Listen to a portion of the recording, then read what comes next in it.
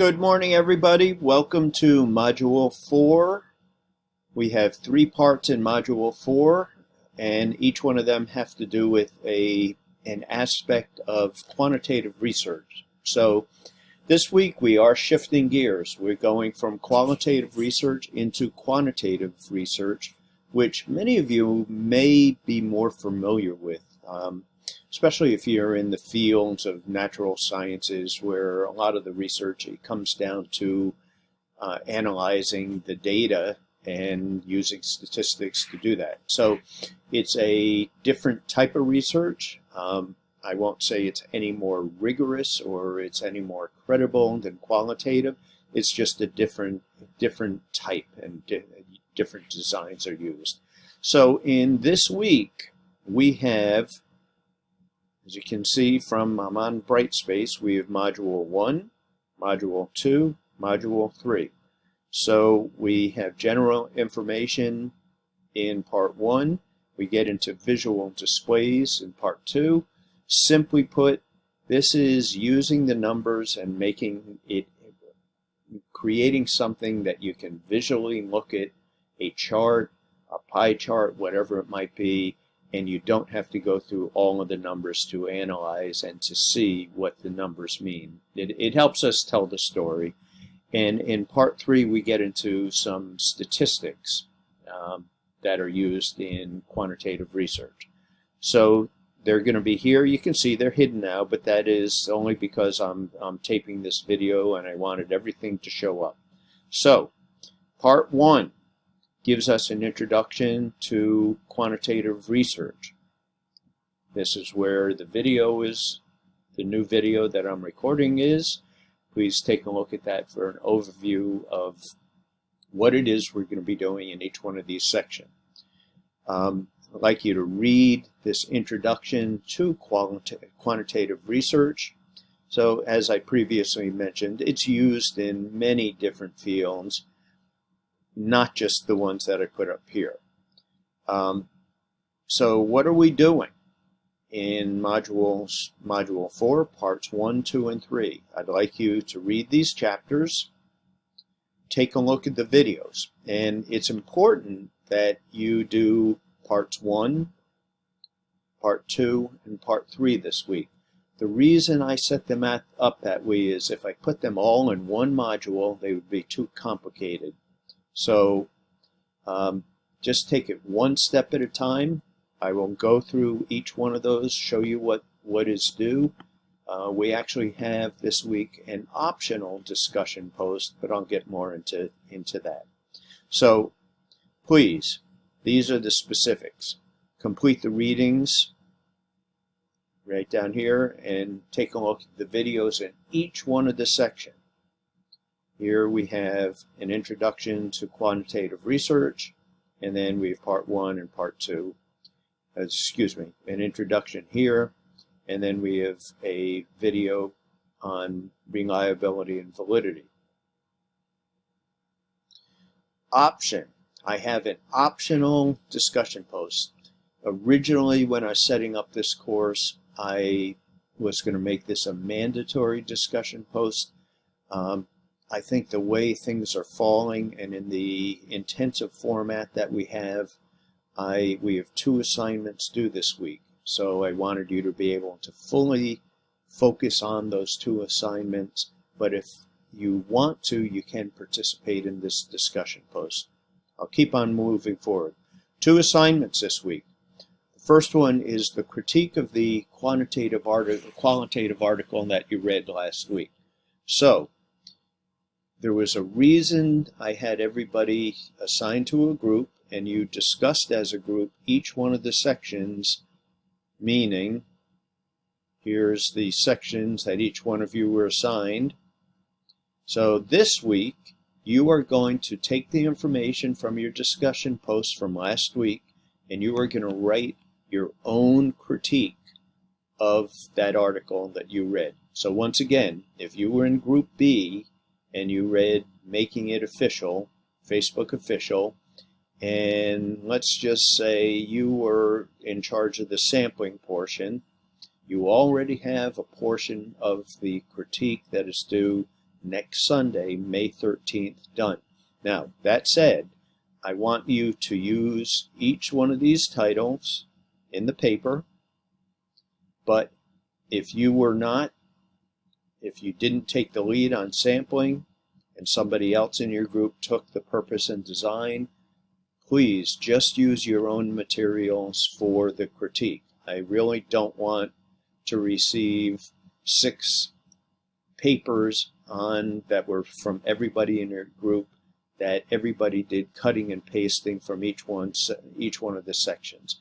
This is your critique, nobody else's critique.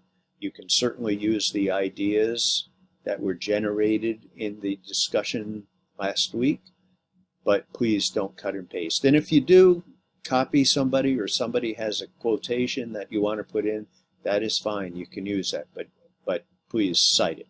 So you can read through here exactly what the critique is. Also have down here qualitative critique exemplars. Take a look at that. So that's one of the assignments due this week, due next Sunday. 1,000 to 1,200 word critique. You do not have to go beyond that. That is more than sufficient to write a detailed, concise critique of the article that you were assigned last week. I also mentioned that there's a visual display of data that is due also next Sunday, but that is located in part 2. So let me just keep on moving down in this part 1. Here is the critique. If you click on the critique, it will take you to a little more information, but basically the same information that I already have provided. So we have the guide, and I have also a critique of the assignment. Okay, that is it. I'm going to go now to part number 2. Coming out, come down here, part number 2. It's all about visual displays in this section. A couple visual display videos I'd like you to take a look at. You've already read this material in the previous chapters, or the previous chapter. Now, after you take a look at these videos, they are all on creating visual displays of data. Now, everybody, I'm sure, in this class have looked at a visual display of data. If you work in a school, you're in an elementary school, a very fundamental visual display could be what is the breakdown between students, male and female. So that might be displayed as a pie chart. And it shows 52% of the population is female and 48% is male. That is a very simplistic view or a simplistic usage of a visual display. So take a look at these videos. I'd like you to use any one of these data sources here to create your own visual display of data. And there's also some optional videos. But what do I mean by that? Well, let's keep on going down. So here's the visual displays. So take a look at parts 1 and 2, meaning of the videos. They're the ones I'd like you to take a look at. I'd like you to select one example of a data report or data representation from the links provided, meaning the links up here. Use one of those. And then this assignment, once again, doesn't have to be overly complicated. You have the critique due this week, and you also have the visual display due. This is due by midnight. I'd like you to take a look at the visual display and then write 1 or 2 paragraphs at most, basically telling me what the story is based upon the visual display. That is it. You do not make it more complicated than that. I'd like you to either attach or embed the visual display that you're talking about and or point a reference to what it is. Okay, I'm going to just give you a quick example of what I'm looking for in this assignment.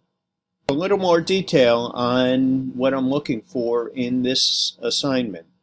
I'm going to use the origins of citizen by state over the last 100 years. This is New York Times.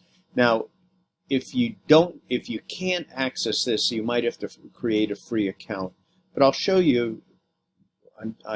I'll show you on the next screen what it is I'm looking for. So, in this section, there's all kinds of information, but it's specific to by state. And what I mean about telling the stories in a couple of paragraphs. So this says where people born in Maine have moved to. So as you can see, one of the beauties of some of these visual displays is it's interactive and it can explain the information for us. So case in point, right here in Maine. In 1900, 72% of people born in Maine lived in Maine.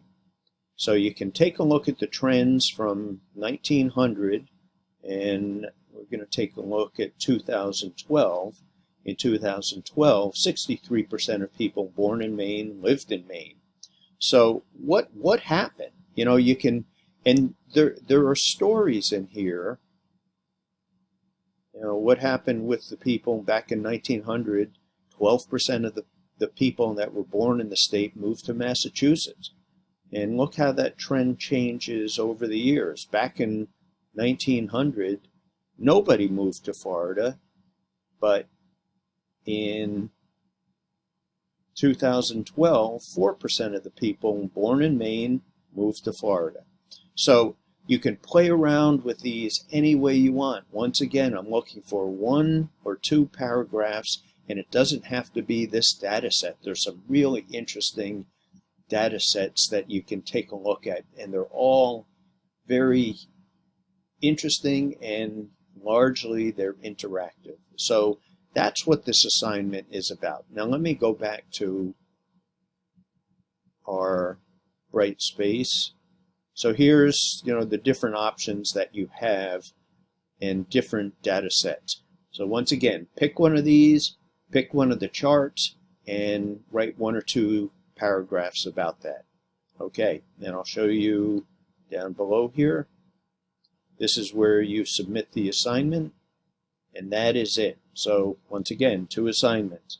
We have the qualitative critique, and we have the visual display. There are no formal required discussion forums this week. There's an optional one in part 1 of this week. That is it. Now I'm going to just shift gears one more time. Bear with me. I'm going to come over here. Go into research measures, which really gets at a lot of the heart and maybe some of the fear that people have about quantitative methods, meaning statistics. I'm not looking for everybody to become an expert in statistics, just enough so you can describe and you can understand the research that you will be reading in the future, including in your final paper. So I'd like you to take a look at, you'll see some of these are repetitive, but I did that on purpose so they'd be right here.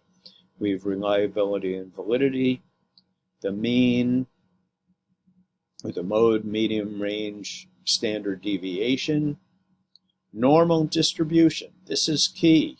You know, this is the bell curve that people have talked about. For those that are in formal education, you're teaching on some grade level. You may be familiar with this in that, you know, how do the students' grades, you got the people with the A's over here and the people with less than an A's, maybe a D or an F over here. P-values. I'm going to hammer this over the next few weeks. I am very interested in what does a p-value tell us about your research. Meaning, are the statistics, meaning the p-value, statistically significant, and are the results statistically significant in your research? So we'll come back to that. There's really nothing to do in this section beyond I'd like you to take a look at these statistical videos. They will be here so you can refer to them throughout the rest of the course. But if you have time, I'd like you to take a look at them this week. So I'm sorry I've taken so long getting through this material. There's a lot this week. Please, as you move forward, let me know if you need any help.